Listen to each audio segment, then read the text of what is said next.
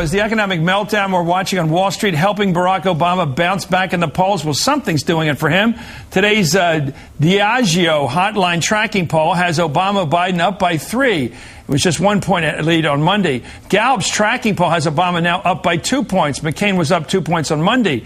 The Ipsos McClatchy poll has it tied at 45 each. McCain led by a point a week ago. And the pollster.com combination of all the averages nationally has Obama now up by a point. Roger Simon's a political columnist for Politico, and Dominic Carter's the senior political reporter for New York One. First of all, gentlemen, these polls are always lag a couple days. But is it really possible that what happened here is just on the Palin front, that her sort of new car finish or scent, the new car feel, that maybe that's just worn off, that there's only so much. This country has a hard time keeping its attention on anything new. I think that's true. I also think, she was a shot of adrenaline to the ticket, which the ticket needed, but now... A shot? Well, and that's it. Well, I think we're seeing an erosion of that. And I think also, John McCain may be sitting around now saying, what if I had picked Mitt Romney? Would that in the long run have been better during a talking about during buyer's remorse, maybe. I don't think he has buyer's remorse yet, but should Hillary be on the other ticket? Dominic, what do you think? Do you think that it's just we can only focus on the new kid on the block, the new person on the block, a couple of days, and everything loses its sheen or whatever? Well, first of all, Chris, nice to see you. I think the bottom line here is that the Democrats still have not found an answer. So I disagree a little bit with the assessment. I still don't think the Democrats have found an answer as of yet to Sarah Palin. But as far as the economy, I think it's definitely a situation where Senator Obama is seeing a bounce. Anytime they can portray McCain as out of touch, that's a good thing for the Democrats. I think when he referred to the economy as being fundamentally strong, I think he stepped into cement. That ad we show all the time on here with the guy who steps into cement and it gets hard around him. Let's take a look. Here's Carville, who is, no matter what anybody thinks, one of the smartest people in this punditry business. He said on Tuesday, that's yesterday, quote, I think that September the 15th will be the day that John McCain's chances for the presidency pretty much evaporated. Barring some big gaffe by Obama, this race is essentially over. This is like the 16th time he's defended this economy as being fundamentally strong. This is what he believes, just to cut to the chase here, that the minute John McCain said the economy is fundamentally strong, he identified himself with the way things are going in this country, and people don't like the way things are going. Exactly. And the essential question is for Obama to ask, are Republicans good stewards of the economy? They say they are. Trust them with your money. Exactly. They say they are, but look at the economy. And as you pointed out, a president is limited in his role to make immediate short-term effects or improvements in the stock market. What a president could do is restore public confidence. And this is where the Bush administration and the Republicans are letting people down. It's what FDR did during the Depression.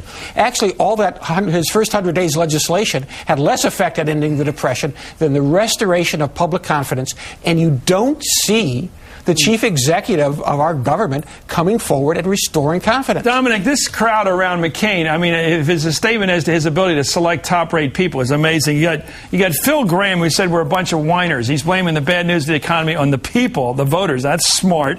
You've got McCain's, you got Fiorino, who may have an ego situation or whatever, because she said that her candidate, McCain, couldn't do the job she once did, which is run Hewlett-Packard to a point. And then you've got this other guy coming out saying that we're going to have it later in the sideshow, which is where it belongs. His top economic advisor is now saying that he invented the BlackBerry.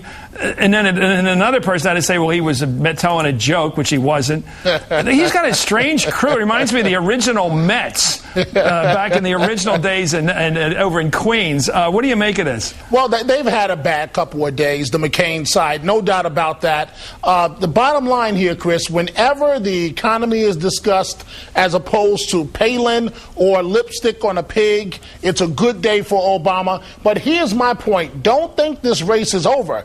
Anything can happen. It is still so very close. You don't have to sell me on that, Dominic. I think this is the most unpredictable election of our life. Take a look out. Here's Senator Obama today. John McCain actually said that if he's president, he'll take on, and I quote, the old boys network in Washington. I'm not making this up. This is somebody who's been in Congress for 26 years. who put 7 of the most powerful Washington lobbyists in charge of his campaign. And now he tells us that he's the one who's going to take on the Old Boys Network. The Old Boys Network. In the McCain campaign, that's called a staff meeting. Well, those kind of snappers work for this guy? Yeah. I mean, this is a reformulation and a more human face, shorter face of the change argument.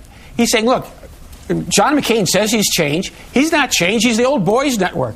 I mean, it is a funnier, more human, different way of Dominic, saying I'm the true change. Can he do the Borscht Belt now? Can he do these snapper jokes? He used to be more of a Danny Thomas joke teller, longer, more elegiac. Can he tell these quickies, and this is going to work for him, this sort of knocking the other side with a quip? The Old Boys Network is a staff meeting. These are the guys who have been together forever.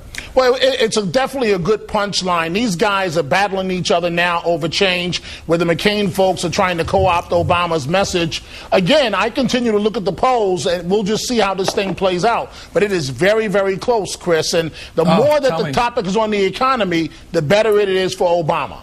Because generally the voters vote yes or no. They either like the way things are going and keep the party in power that's in, or they don't like the way things are going and they vote that party out, the other guy's in, give them a shot. I always say the voter's like a baseball manager sitting in the dugout. He's watching that pitcher out there, and if he can't get the other side out, he doesn't look at the bullpen and say, how's he throwing in the bullpen? He goes to the bullpen. And the voters tend to be like that. The Republicans keep saying, look at the guy in the bullpen. He's not as good as the guy on the mound. Wait a minute. That's not how people think. They go, get that guy out of there. He can't pitch. Let's take a look at McCain, however, making a pitch in Michigan today. I'm here to send a message to Washington and to Wall Street. We're not going to leave the workers here in Michigan hung out to dry while we give billions in taxpayers' dollars to Wall Street. We're going to take care of the workers. The workers, they're the ones that deserve our help.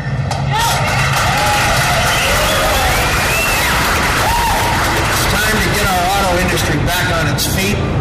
It's time for a new generation of cars and for loans to build the facilities that'll make them.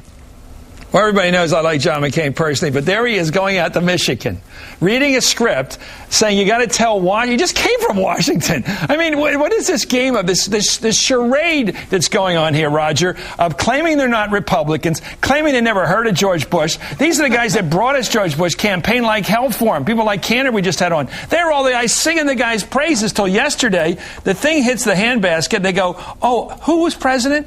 I said, where's the President of the United States? They don't even defend him anymore. Again, they left their uniforms back in the field somewhere. This is what is letting Obama back in the game, getting back to his original message, which is that this John McCain will be, Obama says, the third term of George Bush. You know, we call this the fundamentals of politics. The better he does. We're getting back, Dominic, to the fundamentals of politics. If you blow it, they yank you. You get a turn if the other guy blows it. Thank you, Dominic Carter. It's great to have you back on the show. Roger, thank you.